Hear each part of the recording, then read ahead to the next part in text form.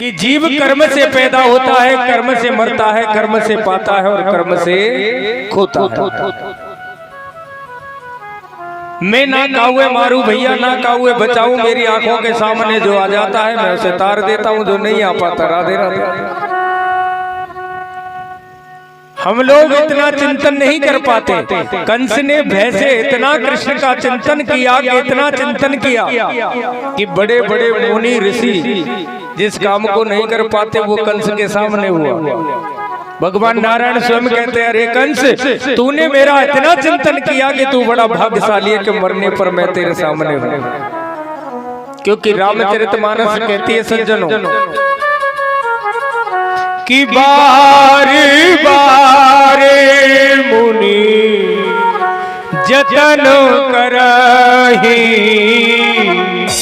अंत राम कहूँ आवत नाही। अंत राम मुख आवत नाही। श्री राम जय राम जय जय राम। श्री राम जय राम जय जय राम। श्री राम जय राम जय जय राम। श्री राम जय राम जय जय राम। बार बार मुनि जतन करही, अंत राम कहूँ आवत। जैसे मुनि लोग अपने जीवन को बर्बाद करते थे, कई बार जन्म लेकर के मर जाते, लेकिन भगवान का सानिध्य प्राप्त नहीं होता। अब कंस ने कितना चिंतन किया, विचार करें कि स्वयं कृष्ण ने आकर के कंस का उद्धार किया।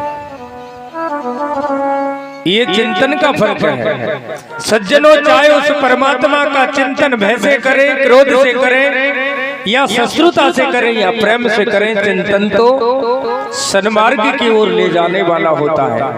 क्योंकि चिंतन परमात्मा का होता है और चिंता संसार की होती है। इसलिए चिंता को हटाओ और चिंतन को बढ़ाओ। और जिन लोगों ने भगवान का चिंतन किया है, तो गीता में भगवान कहते हैं कि भैया जिसकी दृष्टि में केवल मैं ही मैं होता हूँ, अनन्य जिसकी दृष्टि में केवल मैं होता हूँ, उन भक्तों का मैं कभी योग क्षेम होने नहीं देता। इसलिए भगवान का स्मरण करें, भगवान का चिंतन बढ़ाएं, यही भव से पार करने वाला है। सज्जनों, भगवान के सखा भगवान कृष्ण ने कभी जीवन में इस बात को नहीं छिपाया। जो जानने वाला था वही जानता है। भगवान ने कभी किसी से नहीं कहा। केवल भागवत में वर्णन आता है कि जब भगवान ने गिरिराज पर्वत को धारण किया 7 दिन और 7 रात्रि तक, 7 दिन और 7 रात्रि तक जब गिरवर को उठाया तो ब्रजवासी बोले, भैया कन्हैया, तेने नेक उंगली नीचे करी तो हमारी डंडी चट चट करके टूट गई। तो तेने 7 दिन तक ही गिरिराज पर्वत उठायो कैसे? तो कन्हैया कहते हैं कि ब्रजवासियों, मैं भगवान हूं। यहाँ केवल भगवान शब्द उच्चारण भगवान ने किया, रे ब्रजवासियों मैं भगवान हूँ। लेकिन कुछ ब्रजवासियों ने माना और कुछ कहते कि भैया मोह दो वो जाने ना जो भगवान बन रहा। और वही भगवान ब्रजवासियों के साथ में आज देखिए कि भगवान ने अपना जीवन अपने भक्तों के साथ में कैसा व्यतीत किया कि कंस को मारा, अपने नाना अग्रसेन को जेल से मुक्त किया, अपने माता पिताओं को जेल से मुक्त किया। तो भगवान का जीवन कैसा है कि भगवान जब तक ब्रज में रहे ना तो बाल कटवाए, ना भगवान ने अपने पैरों में पादुका पहनी, ना कभी भगवान ने सिले वस्त्र पहने। क्यों? क्योंकि भगवान तो राजा के पुत्र, फिर भी भगवान ने पादुका क्यों नहीं पहनी? क्यों भगवान ने सिले वस्त्र धारण नहीं किए? सज्जनों, वो दयालु है, वो कृपालु है। भगवान ने देखा कि मेरे सब भक्त नितांत गरीब हैं, और जब मेरे भक्तों के पैरों में पादुका नहीं है तो मैं भी पैरों में पादुका नहीं पहन सकता। ये ठाकुर जी की लीला। मेरा गोविंद अपने भक्त का मान ऐसा बढ़ाता है कि 11 वर्ष 56 दिन के कन्हैया ने कंस को मारा। इतने दिन ब्रज में रहे भगवान, लेकिन कभी भगवान ने अपने पैरों में चप्पल यानी पादुका नहीं पहनी। कैसा बीत राग त्याग करके अपना जीवन अपने भक्तों के बीच में भगवान ने किया। मनुष्य की सबसे बड़ी भ्रांति है कि जो गोविंद अपने भक्त के लिए इतना कर सकता है, लेकिन भक्त कभी भगवान के लिए नहीं करना चाहता। हम लोगों की भ्रांति है कि बस आज कथा यहाँ पंडाल में सुनी, घर को गए और कथा को पंडाल में छोड़ गए, घर जाते दूसरी कथा प्रारंभ हो जाती। कभी हम लोग इन चीजों का मनन, इन चीजों का स्मरण ही नहीं कर पाते। श्रीमद् भागवत कथा, राम कथा, रामचरितमानस सज्जनों हमको जीवन में केवल एक ही लक्ष्य बताती है, केवल भगवान के नाम का स्मरण करें। लेकिन हम लोग तो केवल यही तक सार्थक होते। जब तक कथा के सार को अंदर नहीं डालोगे, 6 दिन 7 दिन आप लोग कथा सुनते और कथा में से एक शब्द को भी अगर आपने जीवन में उतार लिया, वही शब्द आपको उतार देगा, ये गारंटी की बात है। लेकिन हम कोई शब्द पकड़ना ही नहीं चाहते, ना तो राम को पकड़ना चाहते, ना कृष्ण को पकड़ना चाहते। और जब तक हम सच्चाई में आकर के राम कृष्ण को नहीं अपनाएंगे, तब तक हमारा उद्धार होने वाला नहीं है। ये गीता भी कहती है, भावारत भी कहती है, भागवत भी कहती है। हर प्राण ये कहता है कि भैया कथा सुन करके कथा में से कुछ जीवन में अपनाओ, जिससे हमारे जीवन में किंचित परिवर्तन आए, हमारे जीवन में ऐसा लक्ष्य प्राप्त हो कि हमारे आने जाने का चक्कर ही खत्म हो जाए।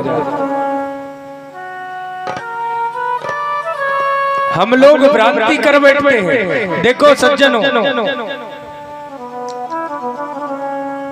वैराग्य जो होता है 3 प्रकार का होता है। भगवान के यहाँ भगवान की भक्ति के लिए 3 प्रकार का वैराग्य बताया कि पहला वैराग्य होता है शमशान वैराग्य,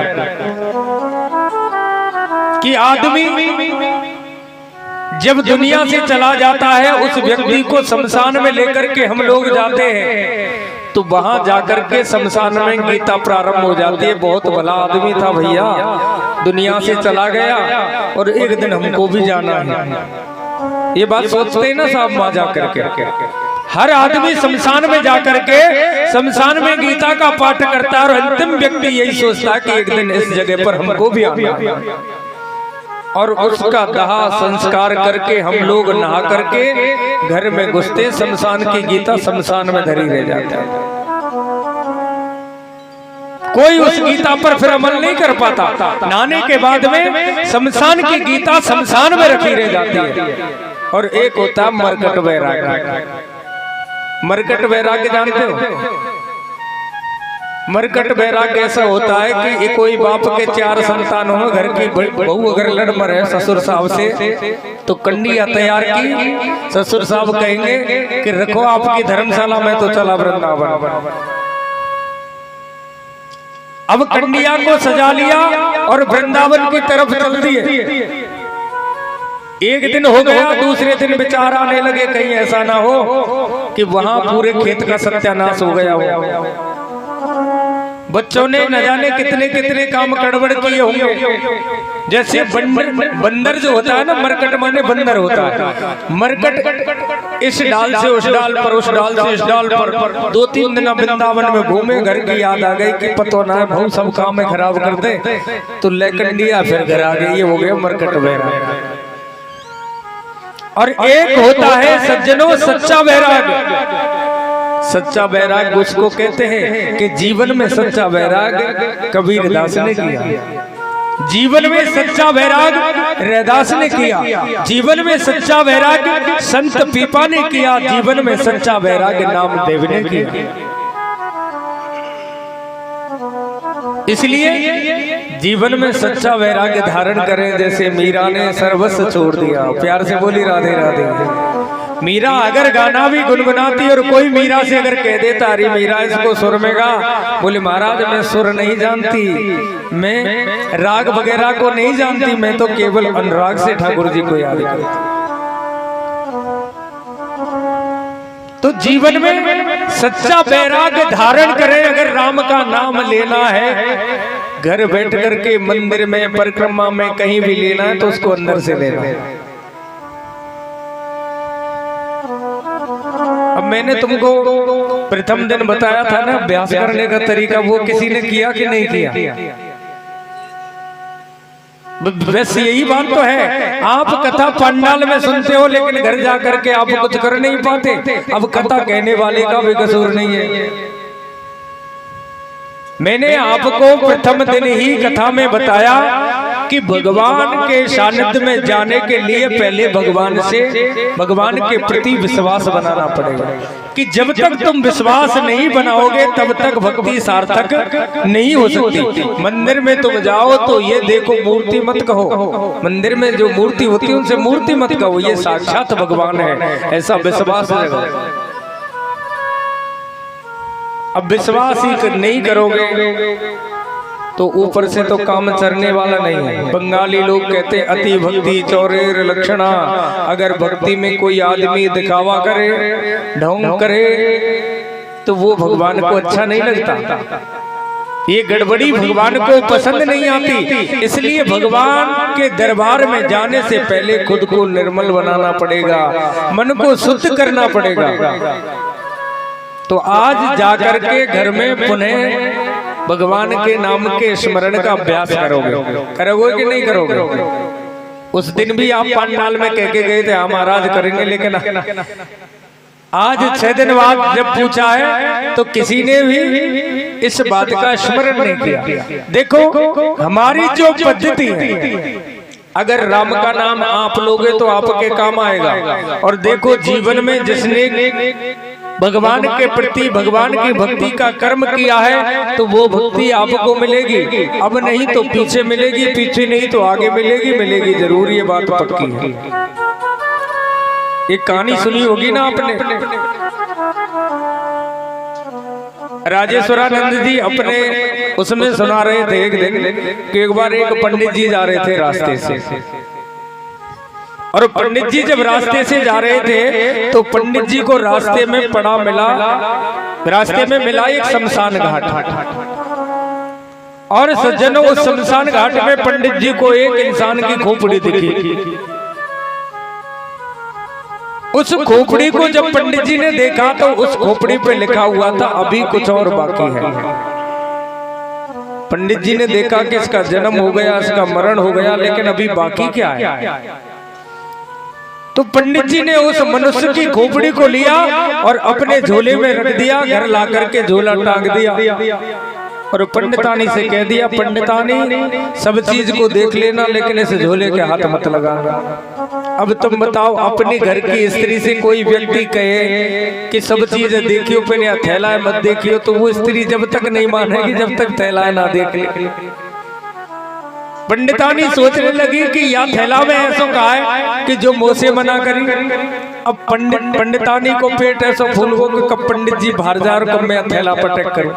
और सज्जनों जैसे ही पंडित जी बाहर गए तो सबसे पहले पंडितानी ने उस थैला को देखा और थैला में जैसे ही खोपड़ी को देखा, हरे राम राम राम राम राम, तर्क वितर्क पंडितानी के अंदर आने लगे।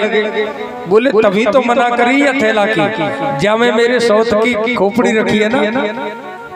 ऐसे तर्क वितर्क आने लगे तो पंडितानी को बड़ा क्रोध आ गया और एक घर में हेमंतस्ता लिया और जोर जोर से उस खोपड़ी को पीटने लगे। इतने में पंडित जी आ गए। पंडित जी ने देखा, अरे पंडितानी क्या कर रही हो? बोले बहुत प्रेम करे ना मेरी सौत से, आज मैंने आपको चूरन बना दिया। पंडित जी सोच रहे भैया अभी इसका पिटना बाकी रह गया था।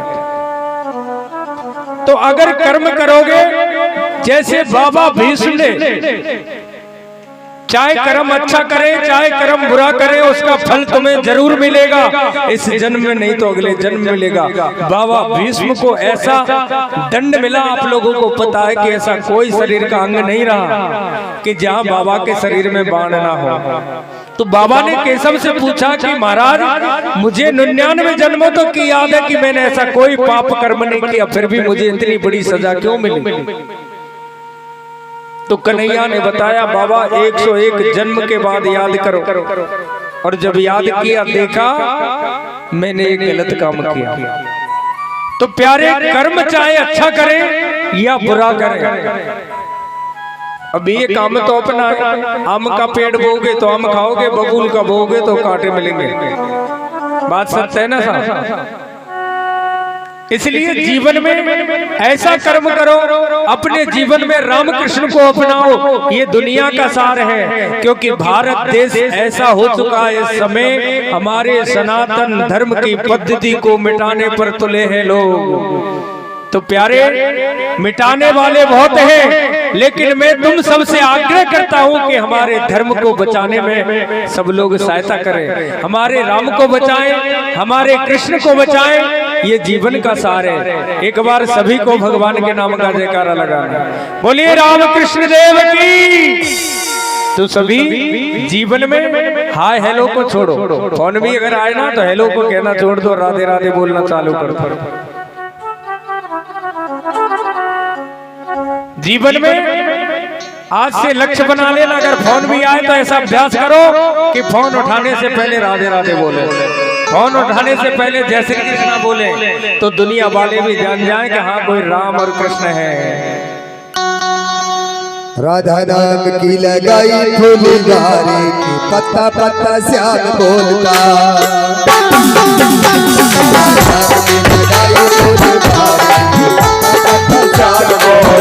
राधा नाम की लगाई फुलझड़ी, पत्ता पत्ता श्याम बोलता।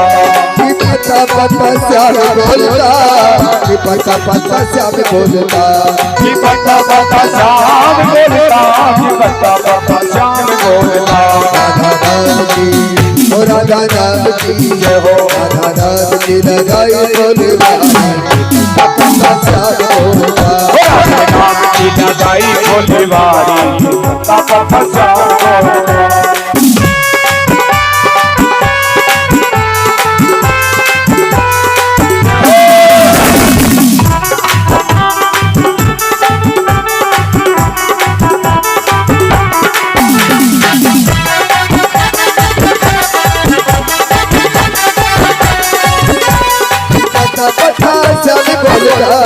पत्ता पत्ता श्याम बोलता, पत्ता पत्ता श्याम बोलता, पत्ता पत्ता श्याम बोलता। राधा नाम की, राधा नाम की, राधा नाम की लगाई फुलझड़ी, पत्ता पत्ता श्याम बोलता। राधा नाम की लगाई फुलझड़ी, पत्ता पत्ता श्याम बोलता।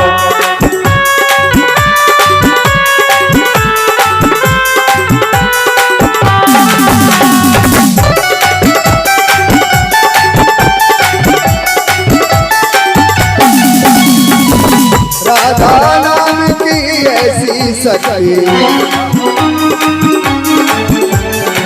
राधा नाम की ऐसी शक्ति, वो राधे की भक्ति। राधा नाम की ऐसी शक्ति, मिलेगी तुमको राधे की भक्ति।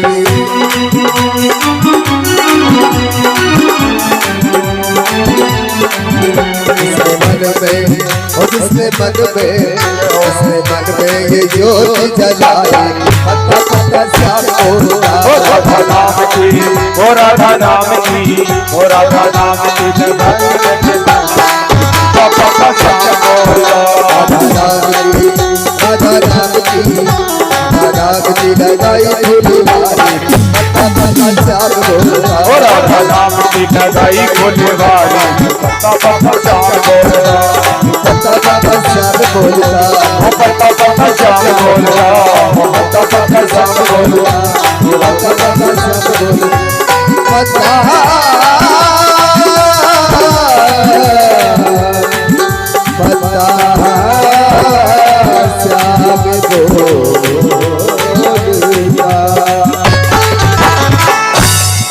बोलो कन्हैया लाल की।